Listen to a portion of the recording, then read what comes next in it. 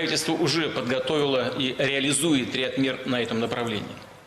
Вместе с тем, мы договаривались, что по мере развития ситуации будем принимать дополнительные шаги. В этой связи считаю, что в перечень наиболее пострадавших отраслей, а это, напомню, предприятия малого и среднего бизнеса в сфере общественного питания, туризма, гостиничного дела, следует добавить и малые и средние компании, которые ведут торговлю непродовольственными товарами. У них также хватает сейчас проблем. И главное, прошу включить в программу поддержки экономики и бизнеса следующие системные, подчеркну, согласованные со всеми ведомствами решения. Первое. Предлагаю предоставить малым и средним компаниям пострадавших отраслей, подчеркну, дополнительно к уже принятым мерам поддержки, прямую безвозмездную финансовую помощь со стороны государства.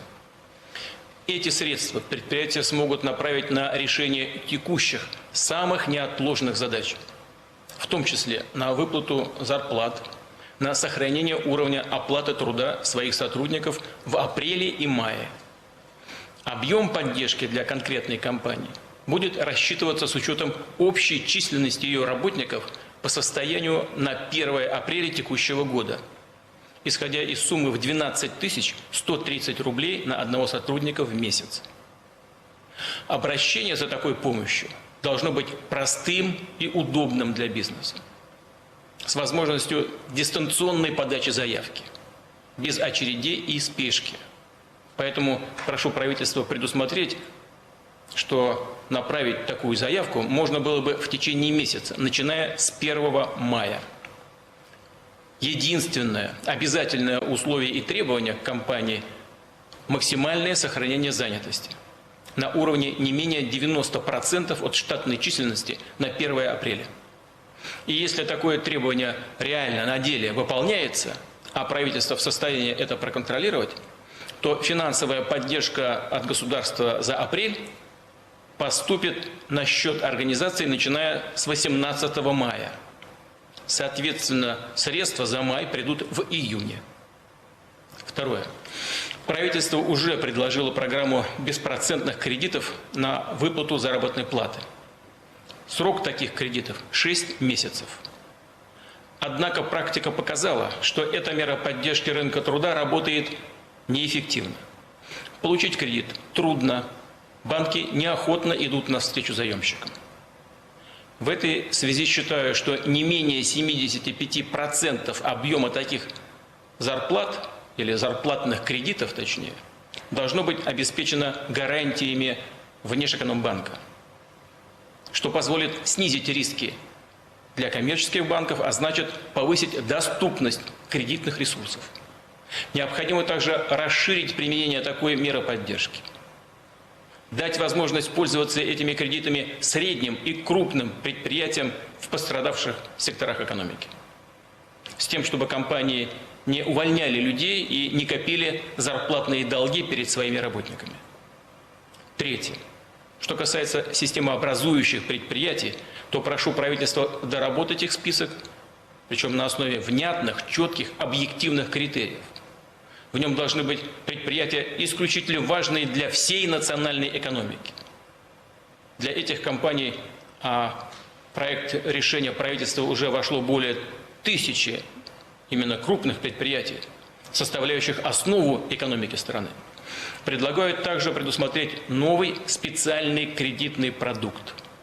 Речь о льготных кредитах на пополнение оборотных средств. А это те средства, которые необходимы предприятиям для закупки сырья и комплектующих, для выплаты авансов поставщикам. Такая поддержка даст возможность сохранить ритмичную работу не только самим системообразующим предприятиям, но и их партнерам. То есть мы поддержим занятость и выплаты зарплат сотрудникам по всей кооперационной цепочке. Ставка по таким кредитам будет субсидироваться государством в размере ключевой ставки Банка России. То есть реальная стоимость кредита для предприятий сегодня будет на 6% ниже относительно нынешней рыночной ставки. Кроме того, половина кредита будет обеспечена госгарантиями Министерства финансов России. что также даст дополнительные стимулы банкам выдавать такие кредиты, минимизируя риски для банковской системы. Четвертое. Уже говорил о необходимости дополнительной финансовой помощи регионам. Их доходы сейчас по разным причинам просели. А ведь на регионы, на региональный уровень, где разворачивается большая работа по поддержке экономики и граждан, приходится большая нагрузка. И у субъекта федерации должны быть для этого необходимые ресурсы.